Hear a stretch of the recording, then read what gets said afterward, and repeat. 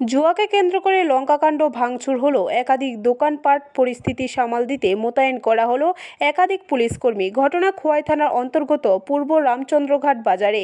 এই জুয়াকাণ্ডের মূল পাণ্ডা হলো বিশ্বজিৎ দাস নামের বিএসএফ কর্মী। তার বাড়ি পূর্ব রামচন্দ্রঘাট বাতাপুর এলাকায়, বর্তমানে আগরতলা শালবাগানে কর্মরত রয়েছেন।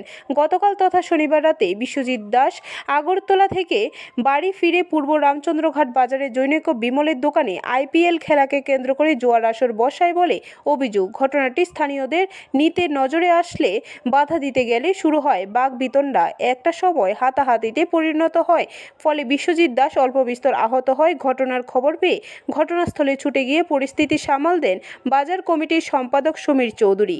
সকালবেলা ঘুরে 5টার সময় দোকান করছি, দোকান করে চাটা বানাইছি, সব কিছু করছি। দোকান দরজা ঢুকছে, কাস্টমার ঢুকছে, কাস্টমারটা খাওয়ান দিচ্ছি।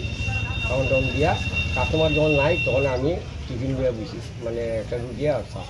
আমি খাইছি হঠাৎ করে অনেকগুলো লোক আইয়া ঘরের মধ্যে বিক্রি থাকে না, আমাদের কোনো কথা করে আমি কিছু এরা কেউ আরও উল্টা বাহার যাওয়ার পরে এমন সময় দাসে ঢুকছে করো ঢুকছে আমার আপনি হয় তারা বাড়ি এই বাইর করে ফিরে তো ফুলাই না দে।